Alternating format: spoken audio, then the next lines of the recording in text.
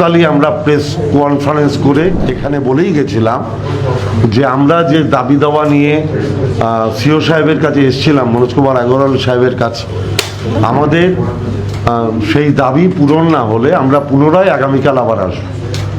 সেই জন্য আমরা আজকে আবার এসেছি। এসে আমাদের স্পেসিফিক কিছু বক্তব্য ছিল, যেটা গতকালও আমরা বলেছিলাম, তার কিছু উত্তর আমরা পেয়েছি। যেরকম ধরুন, একটা কালকে অর্ডার জারি করা হয়েছিল যে 85 বছর যাদের বয়স তাদের আর হিয়ারিং সেন্টারে আসতে হবে না, তাদের বাড়িতে গিয়ে হিয়ারিং হবে।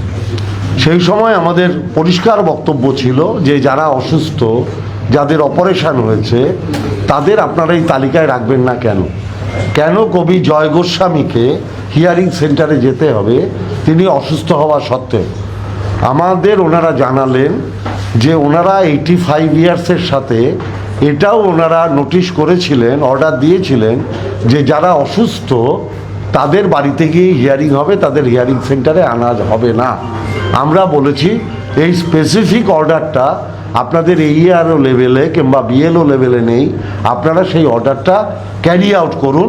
আমরা এটা পাবলিকলি প্রেস করে বলে দিচ্ছি, যাদের অপারেশন হয়েছে, যারা অসুস্থ, তারাও তাদের সংশ্লিষ্ট বিএলওকে জানান যে আমি হিয়ারিং সেন্টারে যেতে পারবো না, আমার বাড়িতে এসে হিয়ারিং হোক। এটা গেল পয়েন্ট নাম্বার 1। পয়েন্ট নাম্বার 2 হচ্ছে লজিক্যাল ডিসক্রেপেন্সি যেটা ছিল, আমরা যা তালিকা ওনাদের দিতে বলেছিলাম, উনি বলেছিলেন উনি একটা চিঠি দেবেন। তার পরিপ্রেক্ষিতে আজকে আমরা জানতে পেরেছি অলরেডি সেই তালিকাটা ওনারা আরও বিএলও স্তরে পৌঁছে দিয়েছেন। অর্থাৎ যে দাবিটা আমরা করেছিলাম, সেই দাবিটা তার যে ন্যায্যতা ছিল সেটা আরেকবার প্রমাণ হলো। আমরা থার্ড আরেকটা কথা বলেছি, সেটা এখনও ফাইনালি ডিসাইডেড হয়নি। আমাদের সর্বভারতীয় সাধারণ সম্পাদক, আমাদের নেতা অভিষেক বন্দ্যোপাধ্যায়ের নেতৃত্বে কাল 10 জনের একটা প্রতিনিধি দল দিল্লিতে যাবে। তারাও নিশ্চয়ই এই কোশ্চেনটা অ্যারাইজ করবে, যেটা আমরা এখানে করেছি, যে যারা পড়াশোনার জন্য বাইরে আছেন, যারা চাকরি সূত্রে বাইরে আছেন, যারা বিভিন্ন কাজে বাইরের রাজ্যে কিংবা বাইরের দেশে আছেন, তাদের হিয়ারিংয়ের জন্য এখানে না ডেকে তাদের ভার্চুয়াল হিয়ারিং করা হোক। কারণ তাদের বাড়ির লোকেরা যে এনুমারেশন ফর্ম ফিল আপ করেছিলেন সেখানে তাদের ফটোগ্রাফ আছে। অতএব আপনি যখন ভার্চুয়ালি তাদের হিয়ারিং নেবেন, আপনি ফটো দেখিয়ে মিলিয়ে নিতে পারবেন যে সেই লোক কিনা। অতএব তার সেই যে ফান্ডামেন্টাল রাইটস, সে আসতে পারছে না বলে আপনি কিভাবে তার ফান্ডামেন্টাল রাইটসকে হরণ করতে পারেন? কেউ বিদেশে পড়তে গেছে, মমতা বন্দ্যোপাধ্যায়ের যে আমাদের স্টুডেন্টস ক্রেডিট কার্ড, সেই প্রকল্পের সহায়তা নিয়ে অনেক গরিব মানুষ তারা বাইরে পড়তে গেছে। সে কি করে তার ভোটার লিস্টে নাম তোলার জন্য লন্ডনে থাকলে এখানে চলে আসবেন? তার এই যে বিশাল পয়সা খরচা, এটা দায়িত্ব কে নেবে? তাহলে আপনি তার ভার্চুয়াল হিয়ারিং করান, তাহলে তাই না, কেন তাকে আসতে হবে? এই কথাটাই আমরা যারা প্রতিনিধি দলে ছিলাম, 3 জন সম্মানীয় মন্ত্রী, ডক্টর শশী পাজা, শ্রী পুলক রায়, শ্রীমতী বীরবাহা হাসদা এবং আমাদের যিনি এমপি বাপি হালদার, আমরা এই কথাগুলোই বারংবার বলে এসেছি। যারা কর্মসূত্রে বাইরে আছে, যারা পড়াশোনার জন্য বাইরে আছে, যারা পরিযায়ী শ্রমিক, তাদের ভার্চুয়াল হিয়ারিং করতে হবে। এবং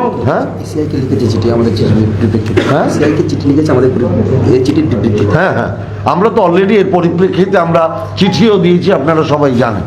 আর যেটা আমাদের আরেকটাও বক্তব্য, এরকম অনেক লোক আছে, হয়তো তার সংখ্যাটা বেশি নয়, 50 বছর ধরে আছে, কিন্তু 11টার কোনো কাগজই তার কাছে নেই, তার বাবার নামও 2002-এ নেই, অথচ তারা এলাকার সব লোক জানে যে এরা 50 বছর ধরে বসবাস করে।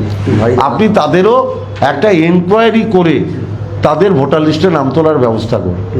আপনি এলাকায় লোকালি সব পার্টির লোকদের দিয়ে যান, সব পাড়ার লোকদের জিজ্ঞেস করুন যে কত বছর ধরে আছে। যদি এরকম মানুষও, কিন্তু সেটা সংখ্যায় কম, কিন্তু এরকম মানুষও আছে, তারা ভোট দিয়েছে, হয়তো 2002-এ দেয়নি, তারপরে হয়তো 5টা জায়গায় ভোট দিয়েছে, 5টা নির্বাচনে, তারা কেন বাদ যাবে? তাদের ওই 11টা ডকুমেন্টস নেই বলে তারা কেন বাদ যাবে? তাহলে তার জন্য স্পেশাল কিছু আপনারা চিন্তা ভাবনা করুন, যে ডকুমেন্টসটা সে জমা দিতে পারবে। শুধু 2002-এ তার কিংবা তার বাবার নাম নেই বলে তার দাদার নাম আছে, তাহলে আপনি দাদার নামটাকে অ্যালাউ করুন। তার কাকার নাম আছে, তাহলে কাকার নামটাকে সেটা ধরে অ্যালাউ করুন, সেটা আপনারা কেন করবেন না? আমরা এই স্পেসিফিক কথাগুলো আমরা পরিষ্কার ভাষায় জানিয়ে এসেছি, এইটুকুই আমাদের বলা। জ্ঞানেশ ভাট কি ছিলেন ওখানে? জ্ঞানেশ ভাট কি ছিলেন কি? উনি কি কিছু বললেন? না না, আমাদের কথাকে মান্যতা দিয়েছেন এটুকু বলতে পারে। সিদ্ধান্ত কি হবে আমি জানি না, কিন্তু আমাদের যে লজিক্যাল কথাগুলো আমরা বলেছি সেই লজিক্যাল পয়েন্টগুলোকে উনি মান্যতা দিয়েছেন, এটুকু অবধি বলতে পারি। পরেও দেখা যাচ্ছে যে 65 বছর বা তার বেশি বয়সী ভোটারদের আজও বিভিন্ন শুনানি কেন্দ্রে যেতে হয়েছে, হয়রানির মুখোমুখি। আমরা এটা বারংবার বলেছি, আপনাদের মাধ্যমেও বাংলার সমস্ত নাগরিকদের আমরা অনুরোধ করছি, শুধু 85 বছর নয়, যদি 30 বছরেরও কারো অপারেশন হয়ে থাকে, আপনি আপনার পরিবারের কিংবা পাড়ার কাউকে দিয়ে বিএলওকে খবর পাঠান, আমি অসুস্থ, আমি হিয়ারিংয়ের জন্য সেন্টারে যেতে পারবো না, আমার বাড়িতে এসে হিয়ারিং করা হোক। সেটা বিশেষ চাহিদা সম্পন্ন মানুষ, প্রতিবন্ধী হতে পারে, যার অপারেশন হয়েছে হতে পারে, আপনাদের মাধ্যমে অসুস্থ হয়েছে, গুরুতর অসুস্থ, যেতে পারবে না, তারা বলুক তাদেরটা বাড়িতে হিয়ারিং নেবে। অফিসের ইনস্ট্রাকশনের পরেও তো দেখা যাচ্ছে আজকে এরকম একাধিক ক্ষেত্রে এরকম ঘটনা ঘটছে, তাহলে ইনস্ট্রাকশন আর জেলার মধ্যে কোথাও একটা সমন্বয়ের অভাব তৈরি হচ্ছে।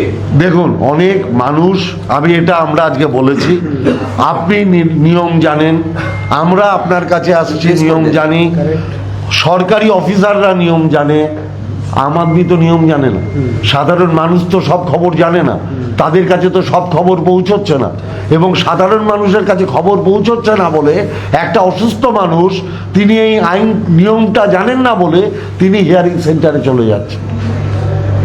আপনাদের মাধ্যমেও এটা আমরা অনুরোধ করছি, আপনারা কেউ হিয়ারিং সেন্টারে যাবেন না।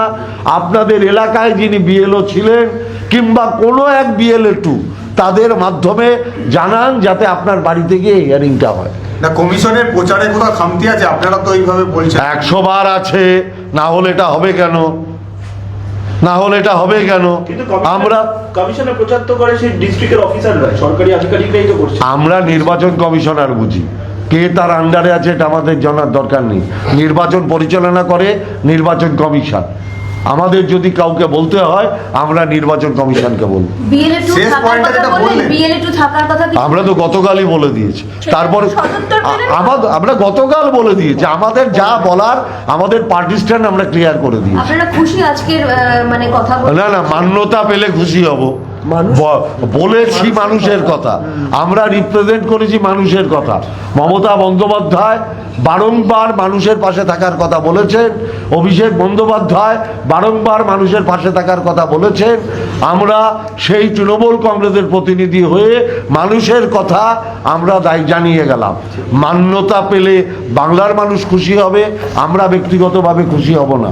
মান্যতা পেলে বাংলার মানুষ ওনাদের ধন্যবাদ জানায়। যারা 50 বছর ধরে আছে, ডকুমেন্টস নেই এবং 2002 এর নাম নেই বলে যেটা আজকে আপনারা নতুন করে বললেন, সেক্ষেত্রে কমিশনের ভিউ কি, আপনাদের বক্তব্য? আমাদের কথা আমরা বলেছি, ওনারা এবার দিল্লিতে আলোচনা করবেন, তারপরে আমরা জানতে পারবো।